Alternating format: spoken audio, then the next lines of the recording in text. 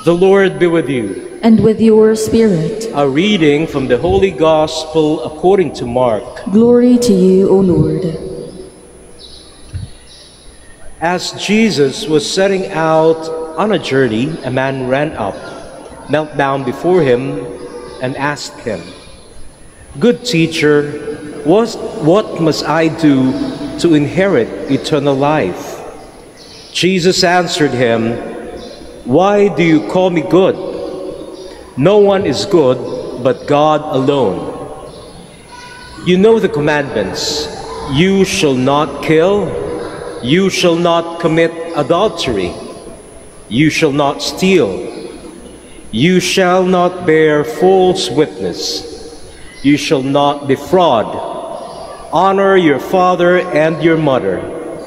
He replied and said to him, "Teacher, all of these I have observed from my youth." Jesus, looking at him, loved him and said to him, "You are lacking in one thing. Go sell what you have and give to the poor, and you will have treasure in heaven. Then come, follow me." At that statement, his face fell, and he went away sad, for he had many possessions. Jesus looked around and said to his disciples, "How hard it is for those who have wealth to enter the kingdom of God." The disciples were amazed at his words. So Jesus again said to them in reply, "Children, how hard it is to enter the kingdom of God. It is easier for a camel to pass through the eye of a needle than for one who is rich to enter the kingdom of God." They were exceedingly astonished and said to themselves, "Then who can be saved?" Jesus looked at them and said, "For human beings, it is impossible, but not for God. All things are possible for God." The Gospel of the Lord. Praise to you, Lord Jesus Christ. Please be seated.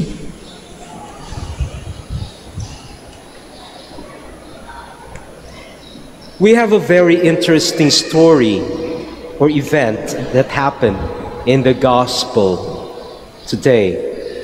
Ito'y tungkol sa kwento ng isang mayamang tao, mayamang lalaki, who went up to Jesus and asked him a question. "Panginoon, good teacher, ano ba ang dapat kong gawin para magkaroon ng buhay na walang hanggan? Ano ba ang dapat kong gawin?" You know, yung tanong na iyon nung lalaki, it's a loaded question. He was not simply asking something, the answer to which he does not know. Actually, meron siyang sagot na nasa sa isip niya, and he was thinking na sana ito rin ang isagot sa akin ni Jesus. Bakit ko nasabi yun? Dahil nung binanggit ni Jesus yung mga kailangan niyang gawin, yung mga basic commandments, sabi niya huwag kang papatay, huwag kang magkukumit ng adultery, magnanakaw, and so on and so forth. Ang sabi ng lalaki, nagawa ko na lahat yan. Nagawa ko na lahat yan. So it was like he was expecting Jesus to affirm him and say na, dahil nagawa mo na yan, pumasok ka na sa kaharian ng Diyos. He was looking for an affirmation for something that he did, that he has been doing. Pero to his frustration, hindi yun ang sabi ng Panginoon sa kanya. Ang sabi ni Jesus sa kanya, "You are lacking in one thing." May kulang pa. Kaya siguro sa loob-loob ng lalaki, sa kabila ng lahat ng ginawa ko, sa dinami-dami ng mga utos ng Diyos na sinunod ko, kulang pa ba yun? And when Jesus told him what was lacking, that was where he felt so sad. Dahil ano ba yung sinabi ng Diyos? Sabi ng Diyos sa kanya, "Go and sell everything that you have and give it to the poor." hindi niya magagawa yun. Hindi niya kaya. Probably because in his richness, sa sobrang yaman niya, he has become so attached sa kanyang mga kayamanan na hindi niya kayang gawin yun. Ang ibigay ang kaniyang kayamanan sa mga mahihirap. And here we see what Jesus is asking of us as followers. It's not simply about following the commandments. No, kasi napakadali niyan, parang may checklist lang tayo. Ito, 10 commandments. Number 1, check. 2 hanggang 10, check, nagawa ko na yan. Pero hindi yun. Dahil ang hinihingi sa atin ni Jesus ay yung walang hanggang pagmamahal sa Kanya. At yung walang hanggang pagmamahal natin sa Kanya ay nakikita rin sa ating walang hanggang pagmamahal sa ating kapwa.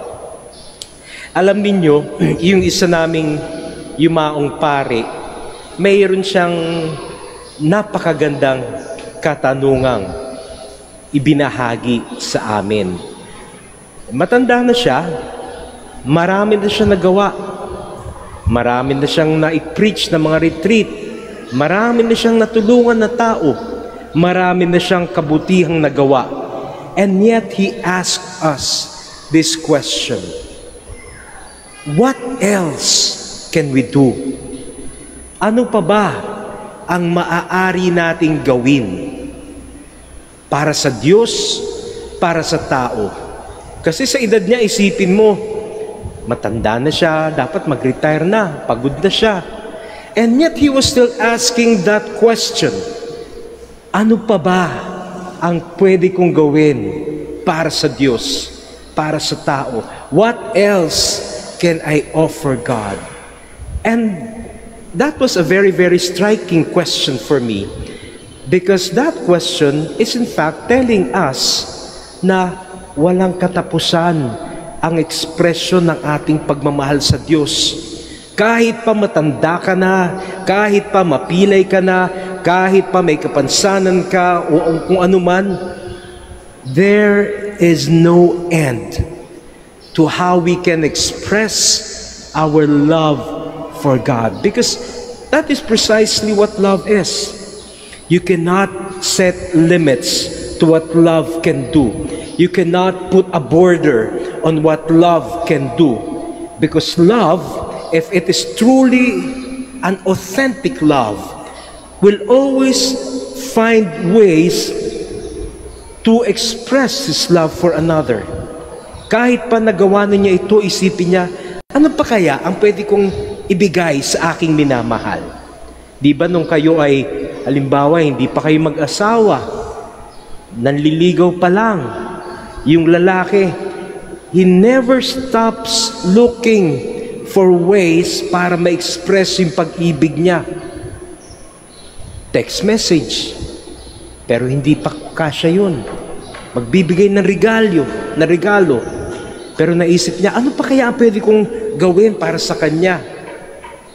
Magde-date sila, at marami pang iba ang gagawin niya para ipakita yung kanyang pagmamahal.